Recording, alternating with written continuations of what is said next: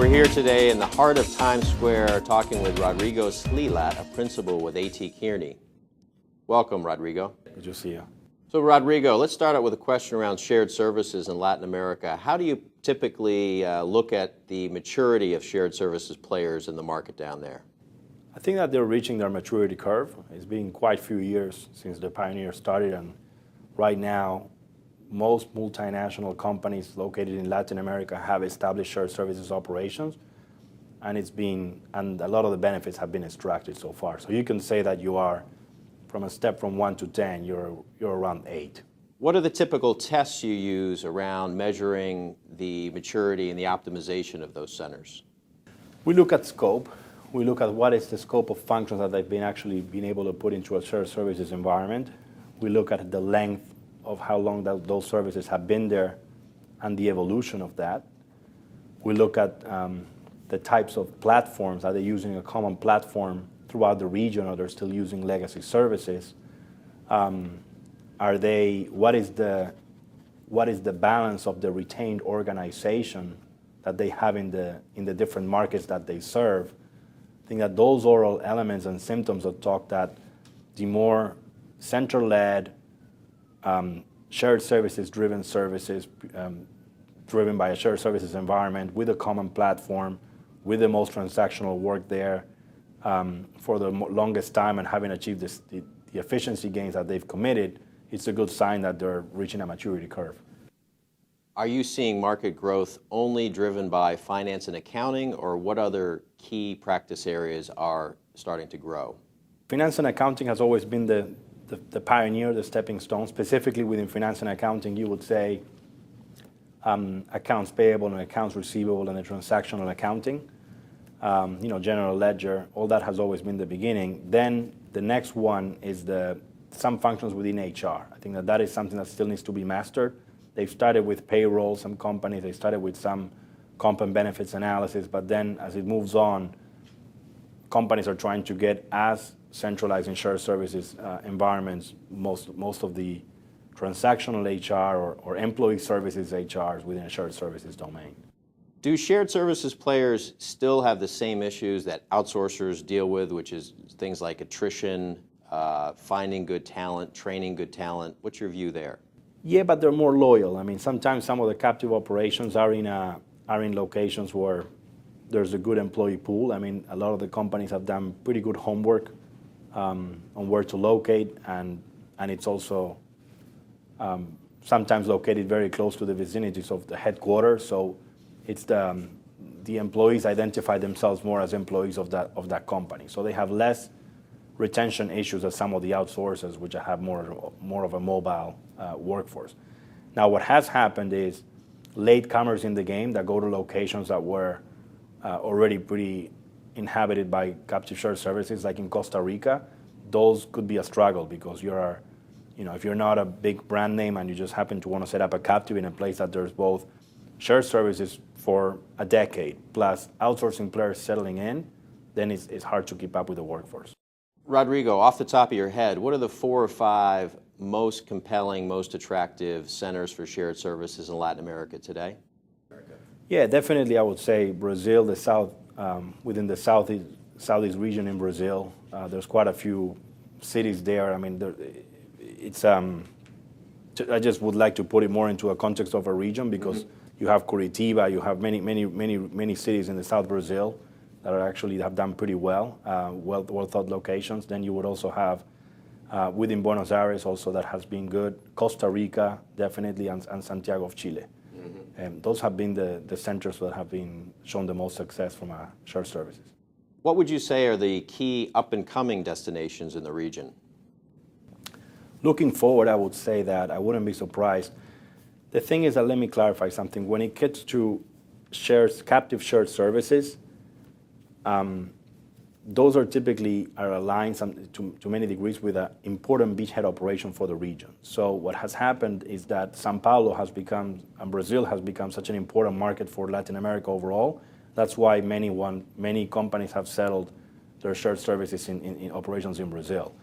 And Argentina was also, before Brazil, probably Argentina was that other where many Latin America headquarters were based out. So that's why Argentina was an option for many companies.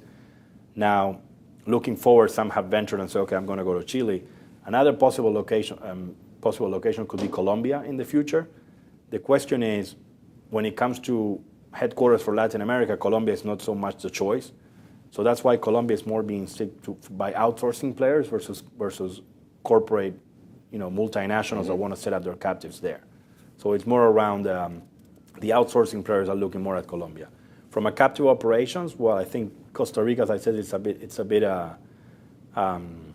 saturated, and I would say that I would say Chile may grow some of the operations, but I'm not think I see a much more of a shift in locations for outsourcing centers, but from a captive share centers, I don't see too much of a shift in terms of like moving from those established locations, because they also want to be, in our clients, when we talk to them, they want to be close to their headquarters for the region. For captive operators in Latin America now, what is the appetite for them to sell? Well, the truth is that the push for acquisition there is coming more from the outsourcing vendors and from the captive managers themselves. I mean, if you think about this, there's a couple of dual agenda, right? It's like the person that's managing the shared services center may or may not be in the best intention to sell his or her operation that they typically seen it grow from scratch until today, and they run those shops. So that would be a bit of a loss of control. But then you have to think about then the broader organizational agenda around how long can you keep a captive operation of a transactional center where we have 100 people, but vendors out there have 5,000 and they do this every day for a living. So is it sustainable over time? And some are asking that question, and that's why there's been some transactions in the last few years in Latin America. But the push is coming from the vendors, which they see the captive share centers as an established beachhead that they can acquire and use it to expand into other accounts. So rather than setting up a shop and getting an account and proving themselves, this can be the captive client becomes the captive client, the anchor client, and then they can use that as a growth. So they are the ones that have the biggest agenda. What these companies are seeing is, well, for how much can I monetize this asset? So on the one end, I can give you a 5 to 7 year contract to manage my operation, but what else is out there? And that's where the conversation is a bit gray. So but that's also a bit component of the value proposition. We often say in the real estate market, it's a buyer's market or a seller's market, and the advantage goes to either one of those categories. In terms of the shared services sector, it seems to me you're telling me it's a seller's market. The outsourcing global players that have an intention to expand in the region are limited, and they're looking out there. Sometimes they try and they say, no, I don't want to sell right now, but definitely there's more availability of captive shared services available for sale but they're the ones that have the decision on the key. I mean, somebody can come and say, I want to buy you, and the other issue here is that you have to deal, typically these are multinational companies, you have to deal at several layers of decision making in a corporation to get some of these transactions done. Is it the global multinational outsourcers that are driving this market fundamentally in terms of potential acquisition? It's more the multinationals that want to expand in the region, and mainly this comes from the clients that are demanding from them, I would like you to have a presence more in South America, beyond Brazil, or I would like you to have a couple of locations, not just Brazil and Mexico. So it's coming more as a push from their clients that are mainly their U.S.-based clients, and that's why these are more like the multinational companies. I think that the more local grown, there hasn't been yet too many Latin America BPO homegrown companies, comparable to what we saw in IT or what we saw in contact centers. BPO in the region is mainly being managed by the global outsourcing companies that we are familiar with, either the US-based multinationals or the India-based outsourcing players. Those are the ones that are with the most appetite to entertain that option. Every year, Rodrigo, AT Kearney has its rankings of global outsourcing destinations, and every year it seems that Latin America climbs higher and higher. Do you expect that to continue? Yeah, I think that the good news is that the region is behind because there's always room for growth. I mean, it's something that, the offshoring and outsourcing in Latin America was a concept that around, 10 years ago or maybe 8 years ago was very innovative. 5 years ago, people started to explore it and really starting to develop some of the operations. And today you could say it's about a good 8 to 10 years behind India, right? In terms of supplier-based development, government support to grow the industry, by market awareness of the potential of the region. I think that there's many things that still need to evolve, but it's been driven purely by the players themselves. And they've been successful. If you look at the growth rates of Latin America, they're pretty much double on the global average. In the last few years, BPO at 10%, ITO at 10%, and that includes the bad years. I mean, when you put it on the average, so from a CAGR standpoint. And that's the good news. I mean, the region's growing. There's an appetite both. There's 3 types of client base. There is the local outsourcing, local clients that also, and that's very common in the contact center and in the IT world. I mean, many companies that say, it's within the same city, within the same premises, they do it. There's regional play, which is regional companies that have locations pretty much everywhere in Latin America.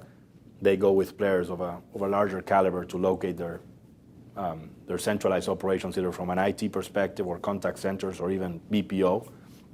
And then there's global companies that say, well, I'm going to have, even some of the operations that I do in North America, some are in India, some are in Latin America. So there's this 3 tier of clients that are getting used to the fact that can be very well effectively done in Latin America. And something else to highlight is that when you look at outsourcing in Latin America, different from India, where in India the growth in India was exponential because the labor arbitrage was so distinct when the business case for going to India was pretty straightforward. It was like, okay, who cares about the time zone? I can get it for 30, 40% of what I pay in the UK or in the US, and they did it. And the language is great, and the service is great, and they've done a great job to grow it this way. But in Latin America, the labor arbitrage is not as strong as a case. So the outsourcing companies, the way that they can prove the business case is through efficiency gains, which is really how they actually make the business case work, which is they're not going, and that's why they really have to work very hard to make it happen, and they have. They have been successful, which is actually a very big merit for both, right? For the global companies or Indian companies or Latin American companies doing outsourcing or even the shared service centers environments, they have been able to extract efficiencies without the advantage of the labor arbitrage. On this point about driving efficiency, what does that tell you in terms of the training, the preparations these outsourcers do to make their human capital perform better? You have to be in a place where there's good human capital to perform the rigor and the level of work that is required. So it needs to match, you need to match the skills with the job requirements, but you also need to apply your best practices, processes that you apply, that the companies do in India or in the US centers, apply them there, and be very efficient with common processes, common platforms. That is how really they get the efficiencies at play.